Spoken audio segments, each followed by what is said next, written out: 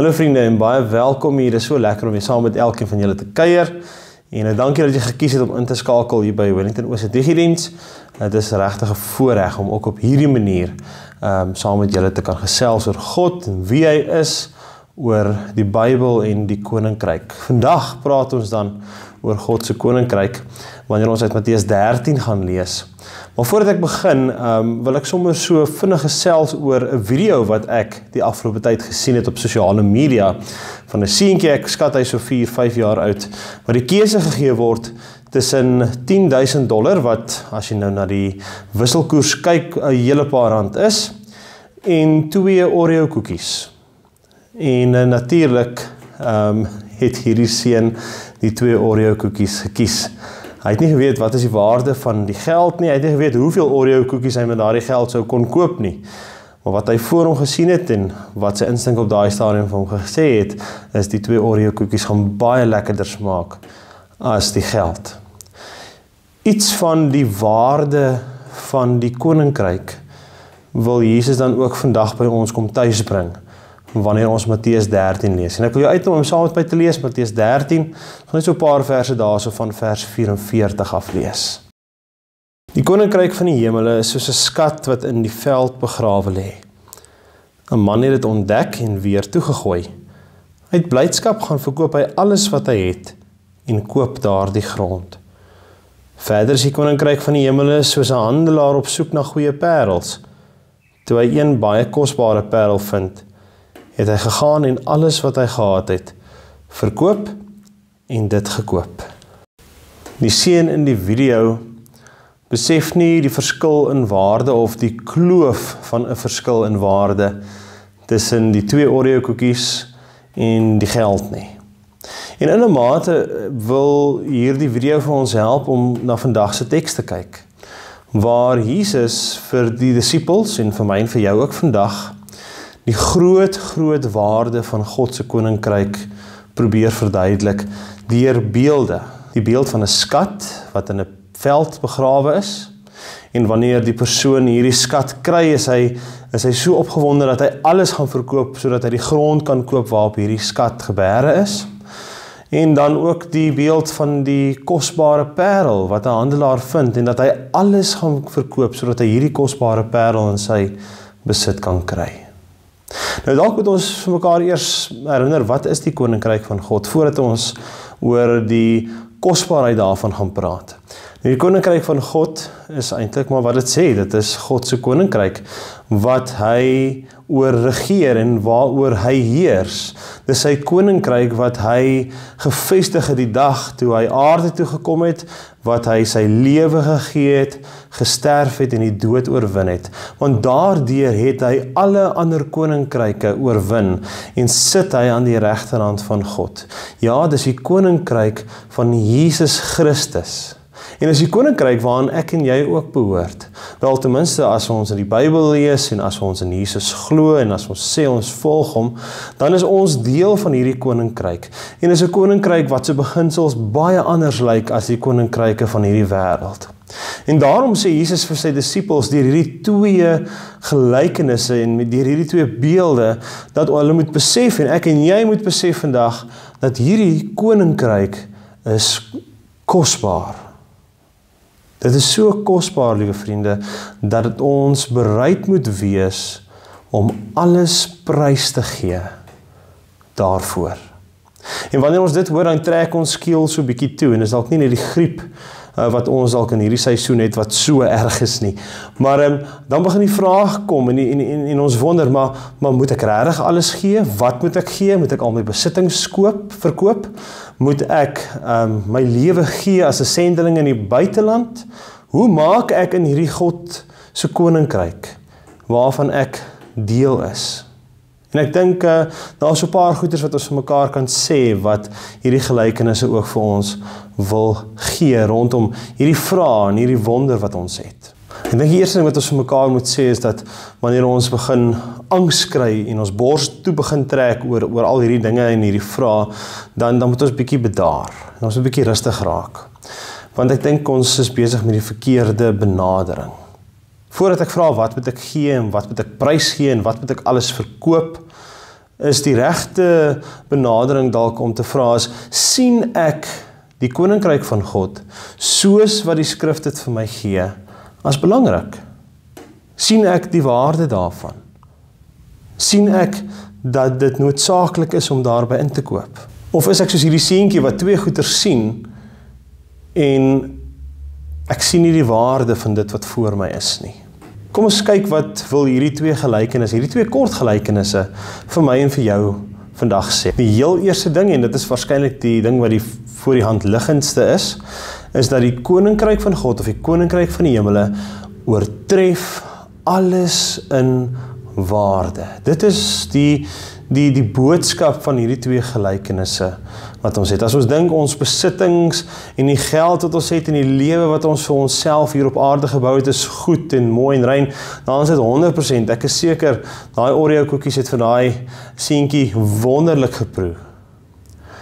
Maar besef ons die waarde van God se koninkryk wat hy hier op aarde kom vestig. Kom besef ons die waarde van dit wat Jesus hierso op aarde kom doen. Ons was die afgelope paar dae by 'n uitreik betrokke in Kammieskroon, het ons so 'n paar tieners gevat. En in Kammieskroon verwag jy nie om die rykdom van die koninkryk te ervaar nie. Dit is 'n baie klein dorpie langs die N7, so 60 km van Springbok af. En mense verwag nie om baie daar te kry nie. En dit is 'n eenvoudige dorpie met baie moeilikheid, met baie armoede. Maar wanneer mense na die mense kyk en met die mense praat, dan sien jy, God is daar teenwoordig. Dat mense daar deelneem aan God se koninkryk. En mense kies om op Kammieskroon te woon en te bly met die min hulpbronne. Want hulle weet, hulle word geroep om daar te wees.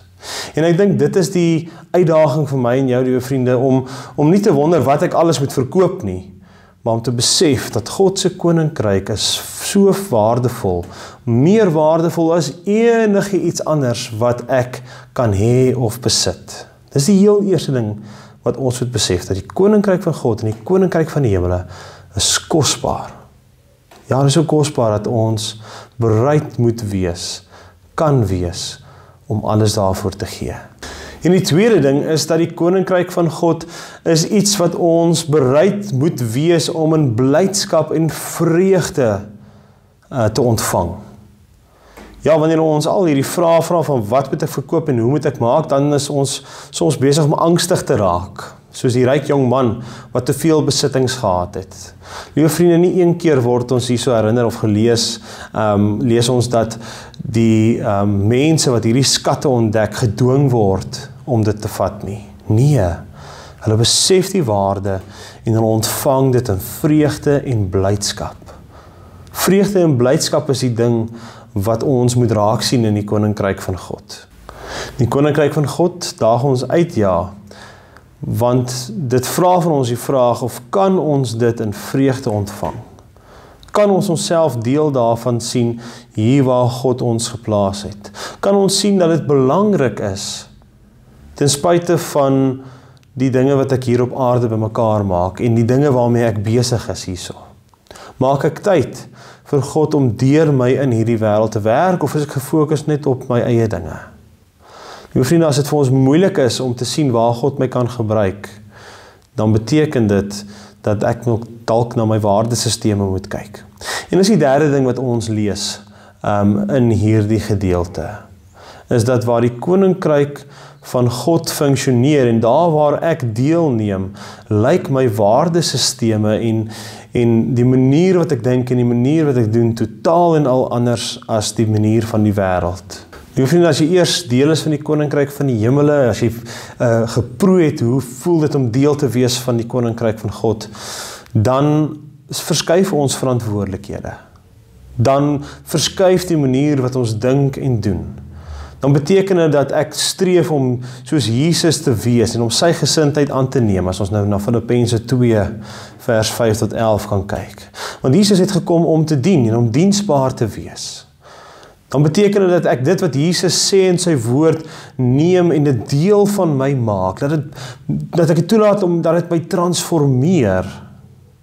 Want ek is deel van hierdie koninkryk van Jesus Christus, deel van hierdie alternatiewe manier van leef en doen en dink. Want Jesus is op die troon. Hy regeer. En daarom, liewe vriende, as jy vandag hierso na hierdie video kyk en jy stem saam met al hierdie goeters, as jy vir Jesus ken, jy is lief vir hom, en jy weet wie hy is, en jy weet hy is jou verlosser, en jy weet hy is koning, dan beteken dit ten minste dat jy saam met hierdie beginsel stem. Maar dan vra dit dat ons inkoop hierby. Dit vra dat ons sal besef opnuut dat die koninkryk van God kosbaar is.